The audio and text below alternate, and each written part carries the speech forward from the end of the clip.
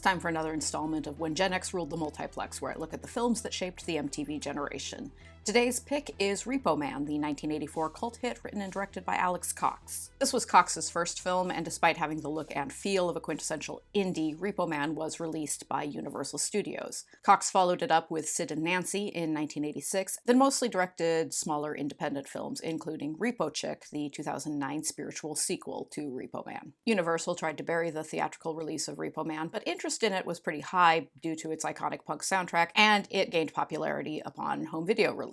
It was executive produced by Mike Nesmith, best known as one of the Monkees. We open with a Chevy Malibu driving through the New Mexico desert, weaving erratically on the road en route from Los Alamos to Los Angeles. The driver is a clearly unwell and unhinged gentleman who is wearing dark glasses with one lens missing while tunelessly singing Clementine to himself. He's a nuclear physicist named J. Frank Parnell, who is played by character actor Fox Harris. A motorcycle cop pulls Parnell over and looks in his trunk. A bright glow comes from the trunk and irradiates the cop, obliterating him and leaving behind only a pair of smoking boots. We cut to a Los Angeles grocery store where a disaffected young punk named Otto and his friend Kevin are stacking canned goods. Otto is played by Emilio Estevez, son of Martin Sheen and brother to Charlie Sheen, who in 1984 already had some degree of fame from appearing in films like Tex and The Outsiders. He'd become a charter member of the Brat Pack, a tribe of young actors prominent in films geared towards teens and young adults in the mid-1980s.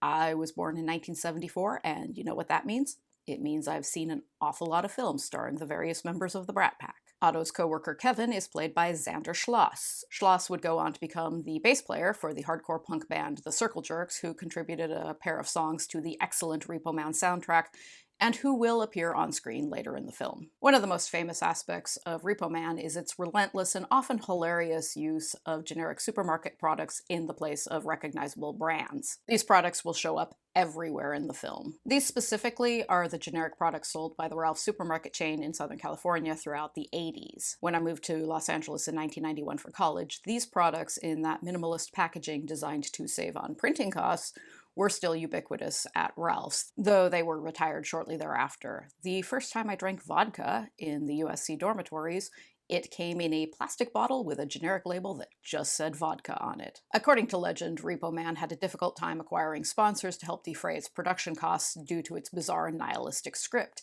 In the end, the production only managed to secure 2 sponsors. Those little air freshener trees, which will pop up in multiple places throughout the film, and these generic products from Ralph's. Otto mouths off to his boss, who fires him and fires Kevin for good measure. Otto storms out and ends up slam dancing outside Kevin's house with a bunch of his fellow punks to coup d'etat by the Circle Jerks. Otto meets with his best friend Duke, played by the splendidly named Dick Rude, who has written and directed several independent films. In fact, the genesis for this film came from a script for a short film written by Rude that he showed to Alex Cox, who incorporated ideas from that short into the script for Repo Man. Inside Kevin's house, Otto lolls in bed with his totally hot punk girlfriend Debbie, played by Jennifer Balgobin, while Institutionalized by Suicidal Tendencies plays. Debbie sends him to the kitchen to fetch her a generic beer, and by the time he comes back, TV Party by Black Flag is playing, and Debbie is very nonchalantly boinking Duke. Presented with this in-your-face betrayal by his best friend and his girlfriend, Otto wanders through the ragged parts of Los Angeles. Otto is approached by a man named Bud, played by the late great Harry Dean Stanton, who spins an elaborate lie about needing to move his wife's car while he takes her to the hospital. He offers Otto $10 to follow him in what he claims is his wife's car. Otto follows Bud to an impound lot where he discovers that Bud is a repo man, someone who repossesses cars when their owners fall behind on their payments. Bud offers Otto a job, but Otto has a deep contempt for repo men who make their living off of the financial misfortunes of others. At the impound lot, Otto meets office manager Marlene, played by blaxploitation star Vanetta McGee, as well as Bud's fellow repo men. Oli, played by Tom Finnegan, Light, played by Cy Richardson, and Miller, played by Tracy Walter, who might be best known for playing the sidekick to Jack Nicholson's Joker in Tim Burton's 1989 Batman film. Back in the desert, a bunch of federal agents in hazmat suits examine the smoldering remains of the traffic cop. The agents are led by Agent Rogers, played by Susan Barnes, who has a cool metal hand. Actually, she's just wearing a silver oven mitt because the budget for this was pretty low, but it's supposed to be a metal hand, so use your imagination. An out-of-work Otto heads to his childhood home where he eats food out of a can while his aging hippie parents zone out in front of the television, while a televangelist asks viewers to send him all their money so he can destroy communism abroad and liberal humanism at home. Otto asks his folks for some cash they'd promised to give him, but they've already sent it to the televangelist so he can send Bibles to El Salvador. Otto is angry, but unsurprised by this. Big props to Emilio Estevez's performance as Otto, by the way. In reviews of Repo Man, Otto is generally described as a blank slate, which isn't quite right. Otto isn't blank, he's disaffected. He spends a lot of the film angry at being screwed over, but that anger is muted because he expects to be screwed over. Despite his distaste for the profession, Otto becomes a repo man because he doesn't have that much else going on in his life. He drives around Los Angeles with Bud, learning the tricks of the trade. They snort lines of speed while Bud regales Otto with the repo code, a samurai-esque code of honor that Bud claims all repo men adhere to, which basically boils down to treating cars and owners with respect and not resorting to violence. They pop into a convenience store to buy cans of drink. After they leave, we see that the store is in the process of being robbed at gunpoint by Otto's friends, Duke and Debbie, and Archie, who is played by mediums Miguel Sandoval. Bud and Otto drive through the mostly dry Los Angeles River, which is probably Repo Man's most identifiable filming location. You've seen it used in Grease and Terminator 2 Judgment Day. They get into a chase with the Rodriguez brothers, Lagarto and Napoleon, a pair of rival repo men played respectively by Del Zamora and Eddie Velez. If you watched too much television in the 80s, you recognize Eddie Velez from that weird final season of The A-Team where he joined the cast as new team member Frankie. Duke, Debbie, and Archie knock over another convenience store, leaving right before a blissfully unaware Otto and Bud walk in. Otto chats with Miller, who is a repo man who cannot and does not drive. As someone who lived in Los Angeles for 19 years without ever bothering to get a driver's license, I feel a very deep kinship with Miller on this point. Miller is brimming with mind-bending ideas about UFOs and time travel and flying saucers that are really time machines. Miller believes in the cosmic unconsciousness, in which everything is connected. In his example, if you find yourself thinking about a plate of shrimp, soon someone will mention a plate of shrimp out of the blue. It's a philosophy that's embraced by the film. Everything in Repo Man is connected. It's full of strange coincidences and overlapping storylines, and the characters will continuously intersect, often without realizing it. While driving around to Pablo Picasso by Burning Sensations, Otto spots a cute girl running along the sidewalk and offers to give her a ride. The cute girl is named Layla, and she's played by Olivia Barash, who co-starred with James Spader and Robert Downey Jr. in the greatest 80s film ever made, Tough Turf.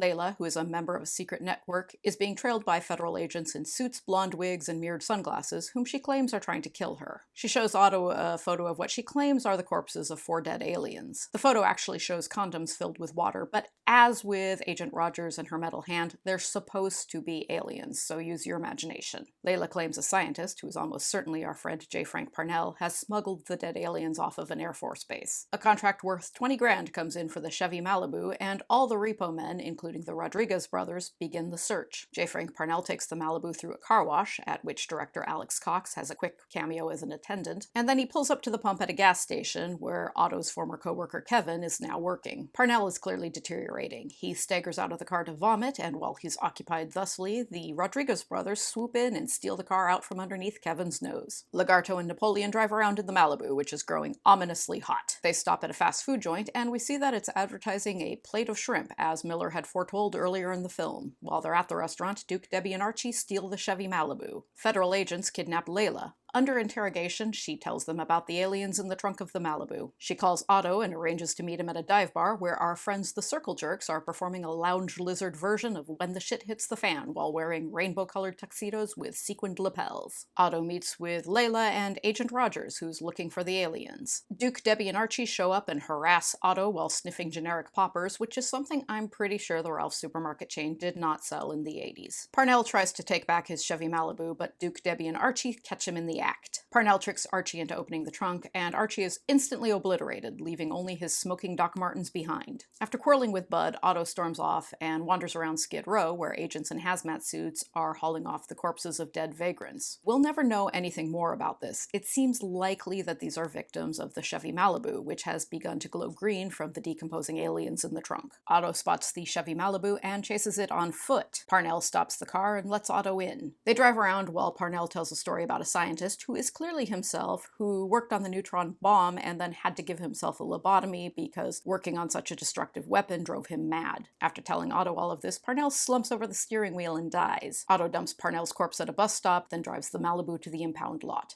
Miller throws a big party at which all the Repo wives brazenly flirt with Otto. While this is happening, Bud breaks into the impound lot and steals the Chevy Malibu. He later picks up Otto in a different car and they reconcile. They go to a convenience store and, yep, Duke and Debbie rob it at gunpoint. An armed security guard, the same one who worked with Otto and Kevin in the grocery store at the beginning of the film because everything in Repo Man is connected, tries to stop them and a big gunfight ensues. Bud is shot in the head and the security guard and the cashier are both killed. Debbie takes off and a mortally wounded Duke dies in Otto's arms after trying to blame all of his troubles on society. Federal agents in hazmat suits find Parnell's corpse and torch it with a flamethrower. One of those federal agents with the cameras is apparently played by Jimmy Buffett, but I couldn't possibly tell you which. Otto returns to the impound lot and finds the Chevy Malibu missing and the federal agents grilling Marlene as to its whereabouts. Marlene escapes and the feds capture Otto. Agent Rogers and Layla torture him, but Marlene and the Rodriguez brothers burst in and rescue him. In his hospital room, Bud watches the televangelist, who is in league with the feds, plead with his flock for the return of the Chevy Malibu. Bud sneaks out and drives off in the Malibu, which is now glowing an ominous green. As a mysterious shower of ice cubes rains down from the heavens, Otto approaches Bud and tries to convince him to surrender the car and collect the 20 grand.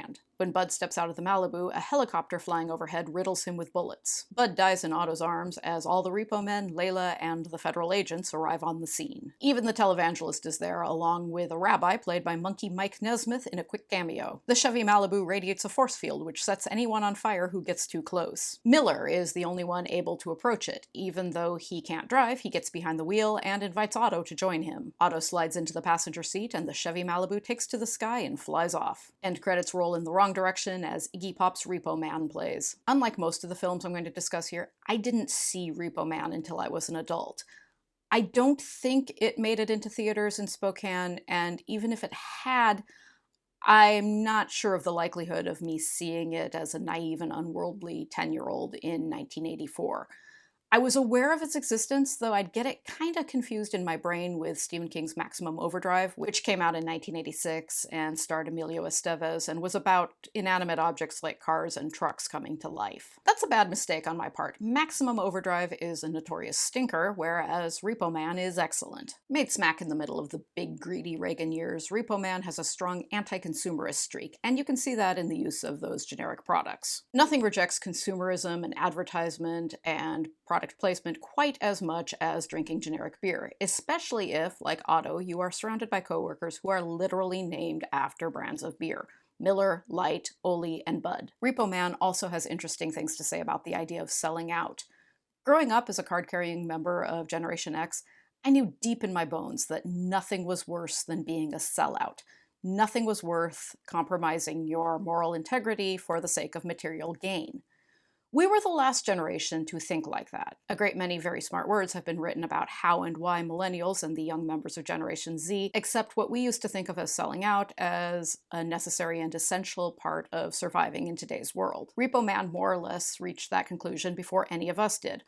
Otto sells out by becoming a Repo Man, a job he finds morally repugnant, and it more or less works out okay for him to the extent that anything works out okay for these disenfranchised and alienated characters that we follow throughout the film. Nobody in Repo Man is doing all that well, and nobody has a realistic chance of doing much better. It's not that Repo Man is in favor of selling out, but it seems to be taking the stance that it really doesn't matter whether you do or not, because nothing you do is going to make a difference. We're all doomed anyway. And that leads us into Repo Man's other big theme, one that a lot of us Gen X babies find particularly resonant: the threat of nuclear annihilation. In 1984, the odds of us getting vaporized by a trunk full of decaying alien corpses seemed, shall we say, remote, but the odds of us getting vaporized in a global thermonuclear war seemed pretty robust. And that's what Repo Man is really all about. J. Frank Parnell is driving around Los Angeles, leaking radiation all over the city, and we can't see it and can't control it, and most of us don't even know it exists.